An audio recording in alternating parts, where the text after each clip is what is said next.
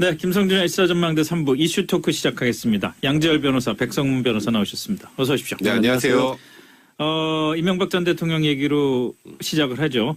신문 14시간, 조서 검토 한 6시간 좀 넘게, 21시간 좀 넘어서 조사를 했는데, 사실은 제기된 혐의들 이런 걸로 볼 때는 질문만 해도 이거보다는 오래 걸릴 것 같다 그런 생각을 했었는데 생각보다 빨리 끝난 거 아닌가요? 그러니까 저도 예측을 하기에는 아침에 해가 뜨고 나서 나올 가능성이 네. 높다 이렇게 얘기를 네. 했었는데 이제 통상적으로 이렇게 전직 대통령에 대한 조사를 할 때는 일반 피의자 조사할 때는 조금 달라요. 그러니까 일반 피의자 같은 경우는 1번 질문을 물어보고 답을 하면 예. 거기에서 허점을 잡아서 또 질문하고 이런 과정에서 이렇게 네네. 캐나가는 방법인데 그렇게 하면 거의 매일 한 10번은 불러야 될 거예요. 네네. 이제 그래서 모든 증거를 갖춰놓은 상황에서 확인만 하는 작업을 하거든요. 그러니까 부인하면 부인하는 대로, 인정하면 인정하는 대로 이제 어느 정도 정리를 하고 이제 너무 명백한 게 있으면 하나 정도 보여주는 정도. 예. 이제 그런 방식으로 진행을 하니까 그래도 이제 한 14시간 정도 일단 그 조사가 다 끝이 났던 것 같고요. 그러니까 사실 이명박 전 대통령은 어제 딱 마음을 먹고 들어갔던 것 같아요. 일단 부인하기로. 부인. 네, 일단 부인. 그리고 무언가 하나를 준 게 이제 김희중 부속실장이 예. 그건 잠시 뒤에 좀 얘기하겠습니다만. 그 관련된 걸 빼고는 전부 부인. 그리고 그 다음에 뭔가 좀 객관적인 증거가 나오면 그거는 저 실무진 차원에서 하는 일이에요. 나는 몰라요. 보고받은 적 없어요. 딱 그걸 기본 이제 대답의 툴로 잡고 들어가서 이제 그쪽으로 그냥 처음부터까지 시종일관 진술을 하다 보니까 검찰에서 더 이상 추가로 확인하진 않고요. 그러니까 원래 검찰에서 이런 얘기 나옵니다. 피의자는 원래 부인하는 거야. 그걸 이제 뒤집을 만한 이제 입증할 증거 그걸 확보하는 게 이제 검찰의 몫이었는데 검찰은 이미 그걸 대부분 확보했다라고 자신감을 보이고 있는 거고. 어제 검찰 관계자의 오늘 얘기죠. 오늘 얘기 중에서 평화로웠다라는 표현이 아주 인상적이었던 것 같아요. 근데 뭐 평화로울 수밖에 없죠. 그러니까 수사 기법이라고 하는데 네. 이제 대개는 뭐 이게 강압이나 이런 건 아니지만 수사관들 같은 경우는 사람 쥐락펴락하는 거가 있거든요. 예, 검사들도 그렇죠. 그렇고 그게 사람 앉혀놓고 물어보는데 순순하게 털어놓는 사람이 어디 있습니까? 네. 그러니까 도를 넘지 않는 한에서 사실은 겁도 좀 주기도 하고 뭐 이렇게 슥 찔러보기도 하고 이런데 전직 대통령이잖아요. 그렇게 그리고 말이야. 변호사 4명이 뒤에 이렇게 쳐다보고 있는데 영상 녹화 다 하고 있는데 뭐 거기서 조금이라도 이상한 모습 보이면 그거 오히려 빌미로 잡아가지고 앞에 했던 얘기 다 부인할 가능성이 높지 않습니까? 그래서 예. 백 변호사 설명 잘한 것처럼 다 그냥 평화롭게 아니요 네 아니시죠 이러고 넘어갔고요. 그런데도 그럼 왜 읽어오는 시간이 6시간 반이나 걸렸을까? 예. 근데 190페이지쯤 됐다고 그러던데요. 페이지 수가 높기도 하고 이제 박 전 대통령 같은 경우에도 그러니까 전직 대통령이라서 밤샘 조사를 하려면 12시 넘어서는 동의를 해야 되거든요. 그렇죠. 예. 그러니까 안 해주는 게 예정이 돼 있었기 때문에 예. 11시 50분에 끝난 거거든요. 예. 딱 맞춰서 끝낸 거고 그러면 결국에는 이제 대통령도 그렇고 같이 변호인들도 그 안에 검찰이 준비해 놓은 서류의 내용이 자신들을 기소할 때 혐의 사실로 적용을 될 거기 때문에 네. 여기에 어떤 요건 사실이 들어있나를 파악하고 그러면 뭘로 준비하겠다를 고민하면서 보느라고 6시간 그래야겠죠. 반이 걸린 거죠. 사실은. 내용이야 뭐 뻔하죠. 글쎄요. 근데 아까 잠깐 얘기가 나왔습니다마는 아닙니다. 부인하고 아닙니다. 부인하고 또 이거는 뭐 실무자들이 그런 것 같다. 이런 얘기들 그 얘기 이명박 전 대통령이 그 처음에 의혹이 불거졌을 때 기자회견을 하면서 모든 걸 다 내가 떠안겠다 그렇게 그 표현이 뭐였죠? 그러니까 뭐라 그러셨냐면요. 지금 내 주변 사람들을 괴롭히지 말아라. 예. 그러니까 쉽게 말해 본인들 측근들 다 이제 구속되고 다 입건되고 예. 소환되고 하지 않았습니까? 그걸 보고 그때 기자회견을 하면서 나를 불러서 물어봐라. 예. 왜 내 주변 사람들을 괴롭히느냐 이런 취지였거든요. 그렇죠. 그래서 저는 어떤 방식으로인지 본인이 책임지는 형태로 뭐 그런 식으로 어떻게든 진술이 가지 않을까 뭐 인정하건 부인하건 간에 네. 이거는 저 사람들도 잘못 없다라거나 나도 잘못 없지만 저 사람들도 잘못 없다 이런 쪽으로 갈 줄 알았는데 예. 분명히 본인한테 책임을 물으라 그랬는데 어제 들어가서는 다 측근한테 책임을 묻고 나오셨어요. 그때 기자회견을 저는 사실 왜 하셨는지도 그래서 잘 모르겠고 그래서 사실 이런 내용들이 바깥으로 흘러나오다 보니까 국민들이 이에 대해서 조금 더 분노를 하고 있는 것 같고요. 그러니까 이게 그런 거죠. 예를 들어서 이제 삼성 그 소송비 대납 관련해서 네. 삼성 소송비 대납 그 김백준 총무기획관이 인정했습니다. 그 인정한 이유는 영법빌딩 지하 2층에서 그 다스 소송비 대납과 관련된 문서가 나왔고요. 예. 그 문서를 보고 도저히 이제 이거는 이제 뭐라고 부인할 수가 없겠구나 해서 인정을 했고 이학수 그리고 네, 이학수 뭐 전 부회장도 자필 진술서까지 내가면서 다 네. 인정을 했어요. 근데 그게 조작됐다고 하고 그리고 국정원 특수활동비 김백준 총무기획관이 받은 거는 그거는 그 사람이 알아서 한 거지 모르겠다라고 한 식으로 이제 예, 딱 예. 얘기를 했단 말이에요. 그러면 이거는 사실상 본인이 책임을 질 수 있는 상황. 그러니까 김백준 총무기획관은 보고했다고 보고를 이제 진술을 예, 예. 했는데 보고했는지 여부가 문서로 없으면 부인할 수 있다고 생각했던 것 같아요. 이제 그러다 보니까 김백준 총무기획관이 어제 첫 기일에서 사실 이례적으로 본인 혐의와 상관없는데 본인이 진술하겠다는 얘기를 하면서 이 전 대통령이 지금 소환돼서 조사받고 있는 것에 대해서 철저하게 진상규명이 됐으면 좋겠다. 아, 그건 막 약간 선전포고처럼 네, 느껴졌어요. 저도 적극적으로 수사에 협조하겠다는 취지 얘기를 했단 말이에요. 예. 그러니까 이건 부인하면 저도 자기도 이제 가만히 있을 수 없다. 이거 내가 다 뒤집어 쓸 수는 없는 상황이다. 예. 그래서 향후에 지금 현재까지 나오지 않은 또 다른 이명박 전 대통령 관련된 내용이 김백준 총무기획관의 입에서 나올 가능성이 높다라는 게 벌써 예측되고 있는 관측입니다. 김백준 기획관만 그렇게 얘기를 하는 게 아니라요. 네. 이런 얘기들 검찰 쪽에서 나오는 얘기가 언론에는 뭐 입을 다물었다거나 수사에 비협조적으로 했다고 알려진 사람들 예. 중에도 사실은 검찰청 들어가서는 털어놨던 사람들이 있다는 겁니다. 아. 그 내용은 이명박 전 대통령으로서는 파악이 불가능한 상황이고요. 또 그럼 왜 그렇게 부인하는 쪽으로 일괄적으로 갈 수 있을까? 생각해 보시면 그동안에 생각보다 검찰 수사 많이 받았어요. 그리고 이제 전과라고 하죠. 이 전 대통령이요. 예, 범죄 그렇죠. 경력 조회를 해보면 그것도 꽤 많이 나옵니다. 선거법 위반도 있었고 사실은 뭐. 수사도 했었고 예. 또 기업 경제라는 게 뭐 좋다면 좋고 나쁘다면 나쁘고 그분이 한참 뭐 활동했던 8, 90년대 이럴 때는 네. 비정상적인 어떤 경제 활동 같은 것들이 사회 상식으로 통했던 부분들이 꽤 있거든요. 그렇죠. 뭐, 뭐 대통령 취임하면은 뭐 재벌 그렇기도 기업들이 하고, 뭐 수십억 원씩 갖다 바치고 그리고 뭐 그랬으니까. 제가 말씀드린 거는 기업을 할 때. 기업을 하면서도 기업을 하면서도. 예. 그럼 뒷돈이 오가고 이런 것에 대해서 좀 둔감해져 있을 수도 있고요. 네. 또 그런 일들을 거쳤지만 한 번도 사법 처리가 그런 일로 되지 않았다는 자신감도 있을 거고요. 아, 돈이라고 하는 거를 처벌을 하려면 가장 큰 거는 돈의 흐름이 나와야 되는데 네. 현금이 왔다 갔다 하면 내가 그 돈을 받아서 썼다는 증거가 어딨어. 예. 이렇게 나오는 겁니다. 다스 같은 경우도 딱 얘기하는 게 그거잖아요. 그럼 내가 실소유주라는 참여 계약서라도 있어? 돈이 어찌됐든 이런 가능성을 제기를 하는 거거든요. 그런 부분이 있는데 문제는 이제 그것도 어지간해야지 통하는데 이게 아까 얘기했던 게 나가면서도 나는 그렇게 살지 않았는데 주변 애들을 관리를 못한 것 같다 이런 취지로 얘기를 했는데 주변 분들은 우리한테는 그렇게 밥 한 끼도 안 사더니 왜 그렇게 혼자 많이 가져가셨냐 이런 상황이거든요. 그러니까 이게 단순하게 혼자 버틸 수 있는 상황이 아닌 것으로 보여요. 제가 봐도.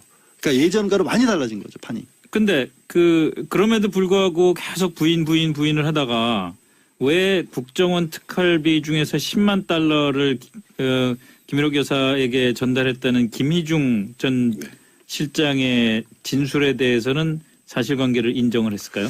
그러니까 그게 정말 다들 궁금한 부분인데요. 예. 이게 지금 국정원 특수활동비가 지금 총 한 17억 5천만 원 정도 됩니다. 네. 근데 16억 5천만 원은 부인을 하고 1억 딱 700만 원. 1억 700만 원, 그러니까 뭐 대략 1억 원 정도라고 하죠. 네. 1억 원만 인정을 했는데 그게 미국 순방하는 과정에서 달러로 환전을 해서 이제 김윤옥 여사의 뭐 비서관인가에게 전달이 됐다라는 네. 부분이었잖아요. 근데 그거는 인정을 하고 사용처는 밝히지 않았어요. 그리고 김윤옥 여사에 관련된 얘기도 그건 잘 모르겠다는 취지로 얘기를 했단 말이에요. 그래서 이제 추측할 수 있는 건 이거는 정말 빼도 박도 못하는 증거가 있구나. 그러니까 이게 어떻게든 부인할 수 없는 증거가 있구나. 네. 또 하나는 이거죠. 사용처가 나중에 혹시 확인이 되면 이 사용처는 국민들도 그렇고 검찰도 그렇고 좀 인정해 줄 만한 사용처. 예를 들어서 뭐 해외 순방 중에 은밀한 외교에 사용했다든지 외교에 사용했다든지 그렇게 꼭 필요한 사용처. 물론 받아온 건 잘못됐지만 네. 참작이 될 만한 내용이 있다거나 뭐 이런 내용이지 않을까.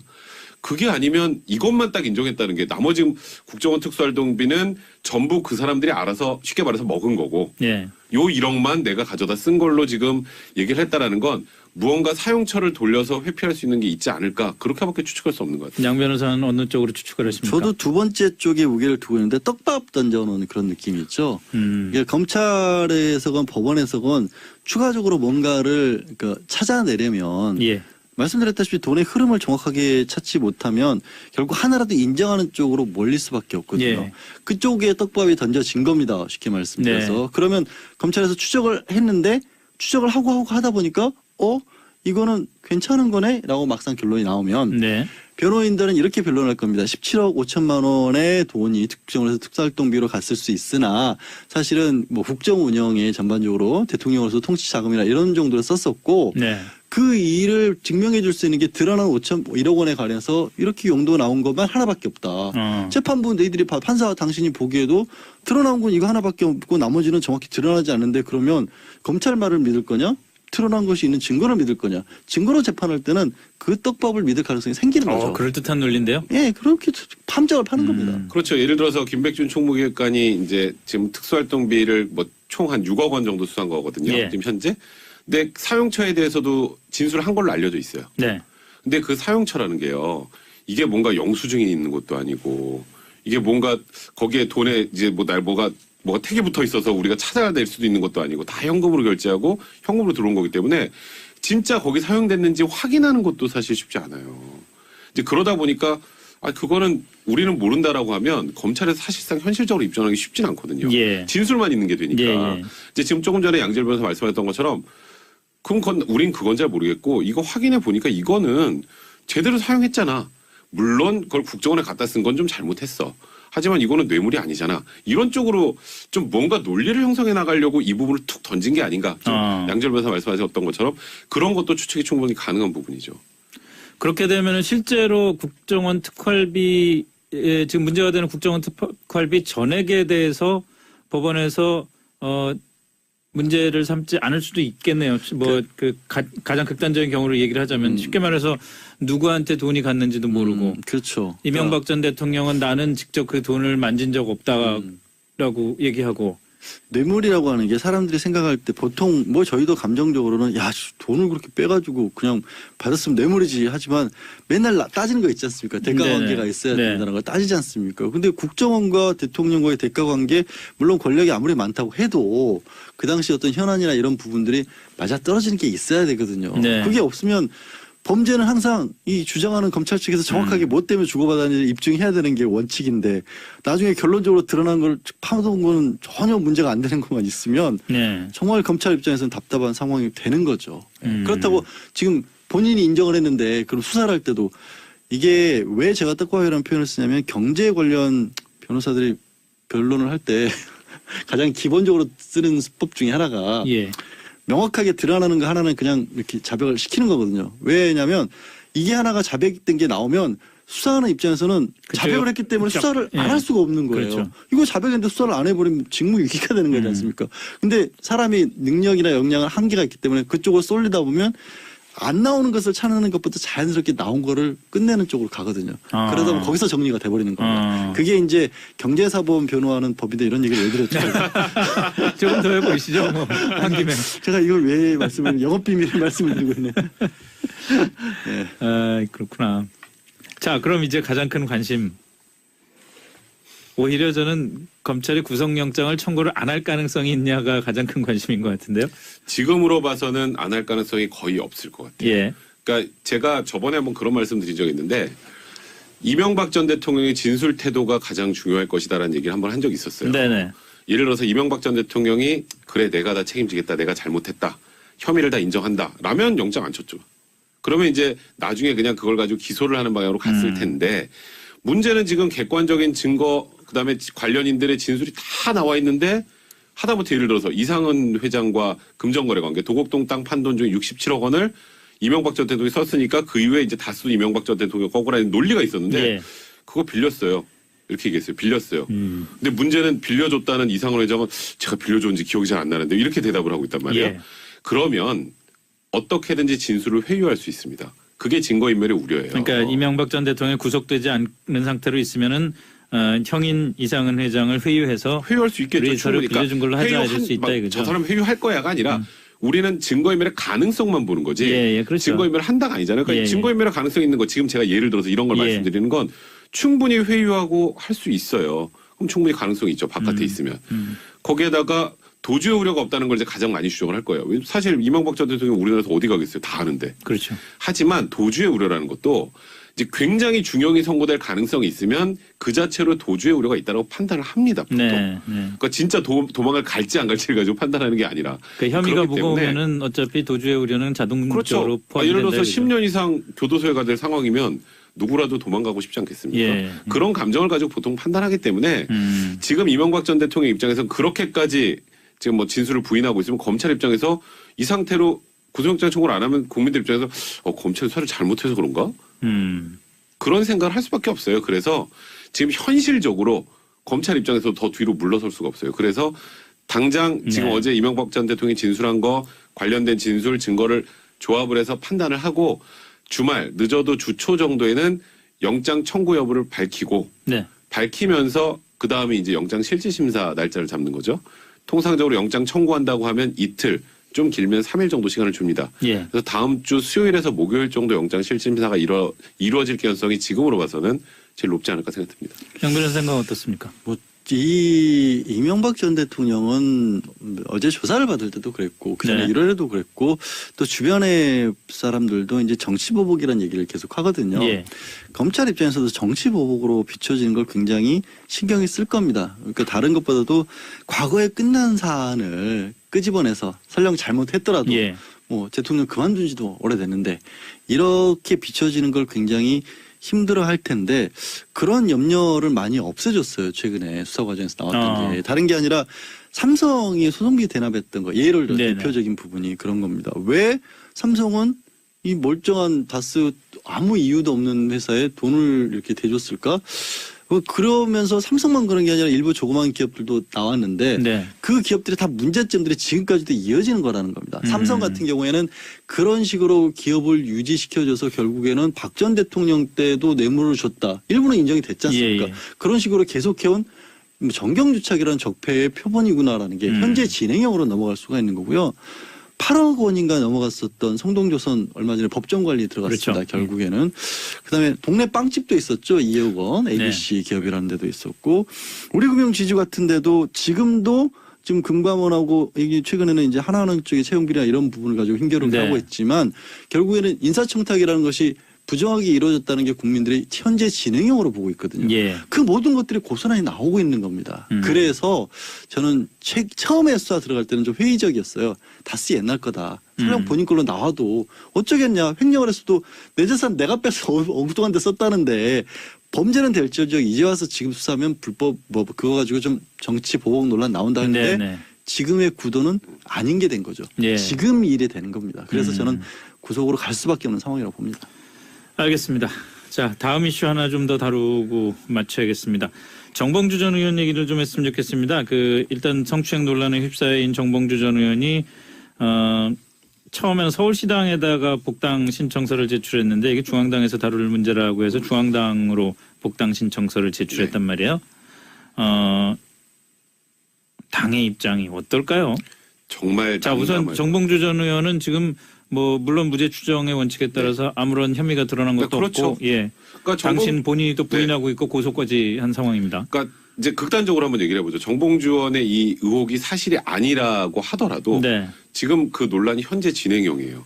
네, 현재 진행형이고 서로 계속 그냥 그렇죠. 하루 이틀 사이에 치고받고 네, 치고받고 뭐 그러고 더불어민주당 있죠. 입장에서는 일단 대표적으로 안희정 지사의 엄청난 이 성추문이 있었고 예, 거기에다가 그 이후에 안희정 지사의 친구라고 하는 박수현 전 대변인도 물론 이건 미투와 관련이 없습니다만 네, 이것도 사실이 아니라고 지금 기자회견까지 하고 돌파를 시도하고 있는 박수현 전 대변인도 사실상 뭐 출마를 못하게 한 거죠 사실상. 그렇죠. 뭐 본인이 아까 뭐 결정했다라기보다는 원일에 의해서도 네. 나왔습니다만은 그냥 어떻게 보면 그냥 포기시킨 그렇죠. 거죠. 근데 지금 어쨌건 현재 미투와 관련해서 논란이 되고 있는 건 사실이지 않습니까? 정봉주 전 의원이 예, 사실 여부를 떠나서 네, 그리고 뭐 지금 그 한번 그 호텔에 데려다줬다는 그 민국파라는 사람도 네네. 실명까지 공개하면서 사실이라고 계속 하고 있는 상황이고 프레시안도 얼마 전에 냈던 마지막 기사 그 민국파 씨와 관련된 기사 네, 그 밑에 보면 우리 아직 더 있어 라는 취지의 내용이 있어요 기사에. 그렇습니다. 예, 그러니까 아직 진행형인 상황에서 복당 심사에서 복당을 받아줬다가 혹여라도 이게 사실로 드러나거나 해버리면 당 입장에서는 이번 지방선거 치를 때 굉장히 이것 때문에 문제가 될 수도 있어요. 네. 그렇기 때문에 제 생각에는 당장 심사를 하고 말고가 아니라 일단은 좀 시간을 끌어볼 것 같아요. 좀 이 사실관계를 좀 더 명확해질 때까지. 물론 시간은 얼마 없지만 정봉주 의원 입장에서는 민주당 입장에서는 지금 덜컥 이제 복당을 받아주기에는 좀 문제가 있는 상황에 직면해 있는 거죠. 근데 참 저는 정봉주 전 의원은 안타까워요. 무엇보다 우리 저희가 조금 전까지 얘기하고 있었던 게 이명박 전 대통령 얘기하고 그러니까 있었고 말이에요. 본인도 그런 얘기를 했죠. 아니 사실. 그 정말 진짜 옥살이 진짜 억울하게 한 거 아니겠습니까? 네. 사실 거의 사실이나 마찬가지. 그리고 충분히 지금 비춰보니 아 정말 국민을 대신해서 용기 있게 나섰던 일인데 네. 그걸로 1년을 살았으니까 그래서 정봉주 전 의원이 주장하는 건 다른 게 아니라 조금 이상하게 들릴 수도 있지만 사실 논리적으로는 말이 되는 게 일단 BBK 문제 때문에 내가 당적을 잃었던 거니까 네. BBK가 해결이 됐으니까 복당을 시켜라. 그리고 지금 문제가 되는 부분에서는 별도로 따져봐라. 그게 정봉주 의원 오늘까지 주제죠. 그게 주장인 겁니다. 왜 들어가지도 못하게 하는 건 너무 잔인하지 않냐. 사실 저도 일정 부분은 수긍이 가요. 네. 그 부분에 있어서는. 그러나 그 이후에 과연 이게 지금 뭐 해결할 수 있는 쪽으로 갈 것이냐. 아직까지는 너무 불투명해 보이는 것 같아요. 왜냐하면 왜 지금 처음에 서로 기자들이 기사를 잘못 썼다기보다 약간 좀 이 사안의 중대성에 비춰봤을 때는 조금 더 엄밀하게 썼어야 하는 게 아니냐. 네. 저도 뭐 언론에 뭐 한때 일을 했던 사람 입장에서 그 부분은 수긍이 돼요. 피해자가 주장했던 부분과 기사로 반영된 부분이 미묘하지만 약간씩 틀린 부분이 있고 차이가 있죠. 뭐 정확하게 그 호텔 방이었냐, 예, 호텔 레스토랑 그런 것들이 방이었냐, 뭐 이런. 사실은 이런 미묘한 사안에서는 별거 아닌 것도 굉장히 엄밀해야 되죠. 되는데 그 부분을 놓쳤기 때문에 정지현 의원이 그걸 다 반박을 했는데 그거에 또 재반박들도 만만치 않게 나오고 있어서 네. 저도 이 결론이 어디로 갈지는 모르겠습니다. 하여튼 굉장히 저는 뭐 개인적으로 안타깝게 보고 사실 있습니다. 이게 딱 터졌을 때 이제 민주당에서 했던 반응을 보시면 그게 좀 힌트가 될 것 같아요. 민주당에서 처음에 정봉주 의원의 이 성추문 논란, 그러니까 기사가 딱 떴을 때 아직 우리 당 사람 아니다였어요.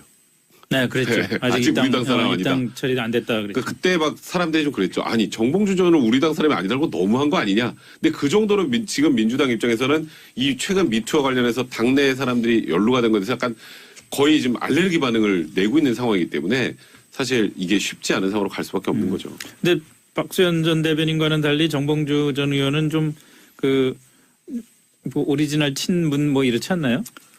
그렇다고 할지라도 지금 상황이 지금은 친문 비문할 오히려 때가 아니죠. 그럴 때가 문재인 아닌가요? 대통령이 지금 두 번씩이나 예. 미투와 관련해서 언급을 했었어요. 어제는 이제 경찰대까지 갔어서 이거는 예, 지시차 피해 맞아요. 없도록 강조도 하시는 상황이지 않습니까?